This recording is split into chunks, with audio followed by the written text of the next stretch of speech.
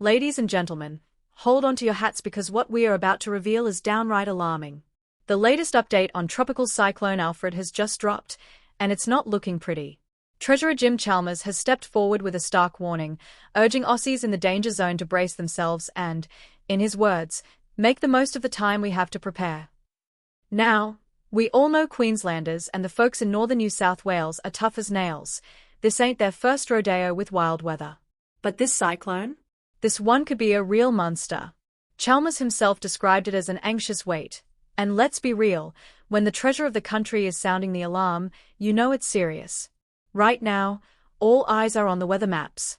Cyclone Alfred was initially tipped to hit overnight, but that's changed. Now, it's set to make landfall on Friday during the day. That gives residents a small but critical window to get their act together. So, what does getting ready actually mean? Chalmers laid it out. Clean up the yard, bring the bins in, fill up the bathtub, and make sure your My Government logins are sorted. Yeah, you heard that right. In the middle of all this chaos, he wants Aussies to ensure they can access their online accounts. But hey, given the expected damage bill, he might have a point. And speaking of that, the financial impact of this disaster could be absolutely staggering. Some experts are throwing around numbers as high as $2 billion. But Chalmers? He reckons that might be a conservative estimate. Wouldn't surprise me if it was north of that, he admitted. And if history has taught us anything, it's that these initial estimates almost always balloon once the dust, or in this case, the floodwaters, settle. Now, let's talk about insurance. We all know how dodgy that game can be. Chalmers has been in talks with the big wigs at Australia's major insurance companies, making sure they are ready for the tidal wave of claims that'll be coming their way. He even pointed out that a lot of those insurance workers are from the very communities that'll be hardest hit. That means they are not just processing claims, they are living through this nightmare too. And here's where things get really spicy. While Aussies are scrambling to secure their homes and prepare for the worst, there's speculation that the government might call an election this weekend. Yeah, you heard that right. An election, right in the middle of a looming disaster.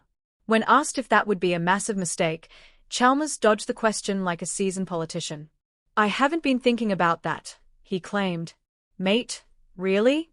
Not even a little bit? Chalmers insists his focus is on his local community in Logan and the greater southeast Queensland area. He says he's working closely with insurance companies and emergency response teams to ensure everything is as under control as it can be. But let's be honest, if an election does get called, it's going to spark outrage.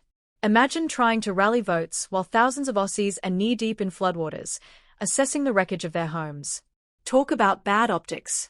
Now, beyond the cyclone drama, there's been some movement on the economy. The latest national accounts show that Australia's economy has turned a corner. Apparently, growth has picked up, with the private sector taking the lead in driving the economy forward. That's all well and good, but let's not sugarcoat things. Most households and small businesses aren't exactly feeling the relief just yet. Chalmers acknowledges this. He knows that while the big picture numbers might look decent, the everyday Aussie is still battling high costs of living. He took a shot at opposition leader Peter Dutton, pointing out that his cost of living relief plan was outright opposed by the Liberals. Whether you love or loathe Chalmers, it's clear he's trying to frame the government as the ones actually doing something to help struggling families. And if all this wasn't enough to keep the Treasurer busy, there's also mounting pressure from the United States for Australia to increase its defence spending to 3% of GDP. That's a massive jump, tens of billions more going into the military. When pressed on whether he'd commit to it, Chalmers wasn't having a bar of it. I won't be committing to that today, he said bluntly. But let's read between the lines here. Australia's already ramping up its defence budget. Chalmers boasted that they've thrown an extra $50 billion into defence spending up until 2033. That's a hefty chunk of change, but will it be enough to keep the Yanks happy? If history is anything to go by, probably not. Now, here's where things get a little interesting. The new US administration, yes, Trump is back, has wasted no time in pushing allies to up their defence budgets.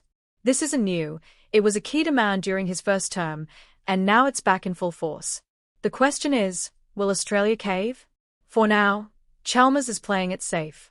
He's stressing that defence spending is already on the rise, but you don't have to be a political genius to see where this is headed.